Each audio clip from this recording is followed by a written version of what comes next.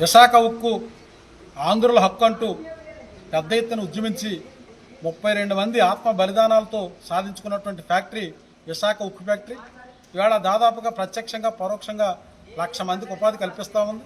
3 లక్షల కోట్లు విలువైనటువంటి ఒక ప్రభుత్వ రంగ సంస్థ. దీనిని ఇవాళ కేంద్రంలో ఉన్నటువంటి ఎన్డీఏ ప్రభుత్వం ప్రైవేటీకరించడానికి పూనుకుంటా ఉంది. కేవలం కార్పొరేట్ అదానీ అంబానీలకి కారు చౌకగా ప్రభుత్వ రంగ సంస్థలన్నింటినీ అప్పచెప్తా ఉంది. దానిలో భాగంగానే వాళ్ళ విశాఖ ఉక్కును కూడా ప్రైవేట్ వ్యక్తులు అప్పచెప్పడం కోసం కేంద్ర ప్రభుత్వం పూనుకుంటా ఉంది. మరి ఎన్నికల ముందు కూటమి ప్రభుత్వం, కూటమి నాయకులు ఇవాళ మేము అధికారంలోకి వస్తే ఎట్టి పరిస్థితుల్లోనూ విశాఖ ఉక్కును ప్రైవేటీకరించబోనివ్వమని చెప్పి వాగ్దానం చేశారు. ఏడాది కాలం పూర్తవుతా ఉంది. ఒక విశాఖ ఉక్కు యాజమాన్య పరిస్థితి చూస్తూ ఉంటే ఇది ప్రైవేటీకరణకే మొగ్గు చూపుతున్నట్లుగా రోజు రోజు వారి యొక్క చర్యలు స్పష్టం చేస్తూ ఉన్నాయి. ఇప్పటికే కాంట్రాక్ట్ కార్మికుల్ని వేలాది మందిని ఫ్యాక్టరీ నుంచి తొలగించారు.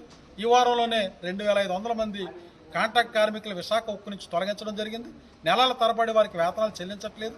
ఇవాళ తక్షణమే తొలగించినటువంటి కార్మికుల్ని విధుల్లోకి తీసుకోవాలని, విశాఖ ఉక్కు ప్రైవేటీకరించే ఆలోచన ప్రభుత్వం విరమించుకొని ప్రభుత్వ రంగంలోనే దీన్ని కొనసాగించాలని ప్రభుత్వాన్ని డిమాండ్ చేస్తూ ఉన్నాం.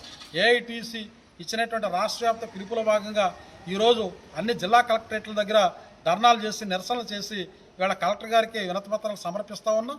దానిలో భాగంగా ఇవాళ పశ్చిమ గోదావరి జిల్లా కేంద్రం భీమవరంలో కలెక్టర్ గారికి విశాఖ ఉక్కు ప్రైవేటీకరించవద్దని, ఇవాళ తొలగించిన కార్మికులు విధుల్లో చేర్చుకోవాలని కోరుతూ ఇవాళ కలెక్టర్ గారికి వినతిపత్రం సమర్పిస్తూ ఉన్నాం.